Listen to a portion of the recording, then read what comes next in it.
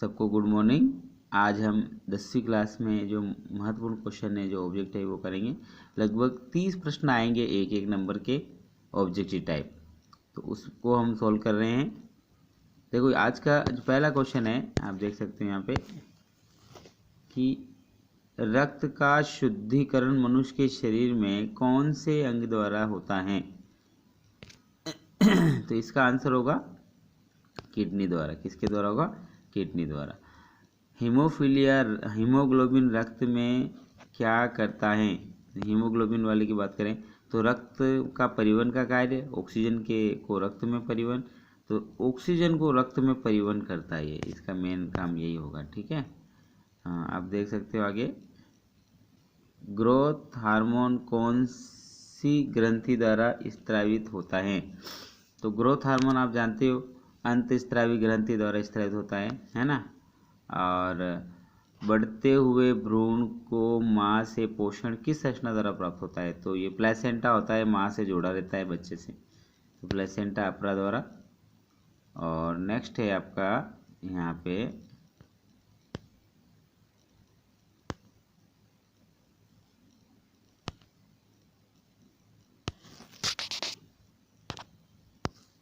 वृषण में व अंडाशय किस प्रकार की ग्रंथियां हैं?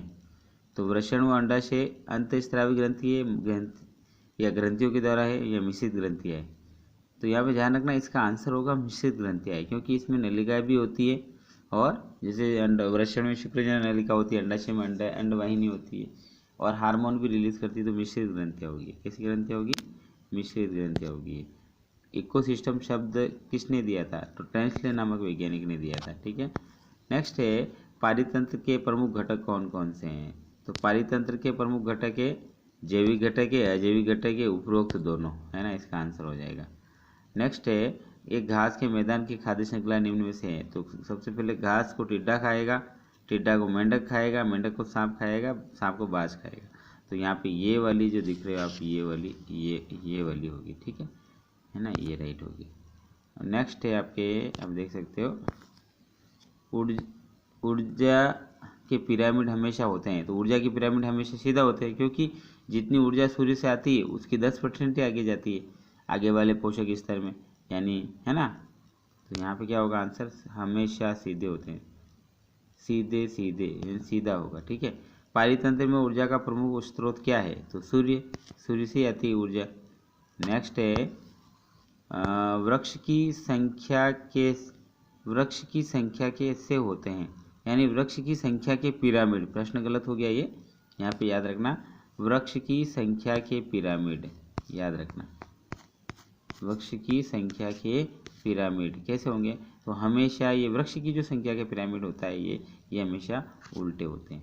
ओजोन परत नष्ट होने का मुख्य कारण क्लोरोफ्लोरोकार्बन, फ्रियोन, CFC, उपरोक्त सभी। आँख के अंदर कौन सा भाग पुतली का आकार नियंत्रित करता है? तो परितारिका, है ना। नेक्स्ट है मनुष्य की आँख में प्रतिबिंब कहाँ बनता है? तो रेटिना पे बनता है, हम सब जानते हैं, रेटिना बनता है। मनुष्य की आँख में रेटिना पर प्रतिबिंब बनता है, उल्टा व वास्तविक। निम्न में से क्षार की विशेषता होती हैं? तो लाल लिटमस को नीला कर देते हैं, और स्वाद में कड़वे होते हैं, तो उपरोक्त दोनों होगा। इसमें क्या होगा? उपरोक्त दोनों। ये इसका जो आंसर होगा उपरोक्त दोनों। निम्न में से अम्ल की विशेषता होगी? तो अम्ल कैसा होगा? स्वाद में खट्टे होंगे और नीले लिटमस को लाल कर देते हैं, तो इसमें होगा उपरोक्त दोनों। मनुष्य के शरीर में की सबसे लंबी कोशिका तंत्रिका कोशिका, ये हो गया। नेक्स्ट है अम्ल क्षार आपस में क्रिया करके देते हैं।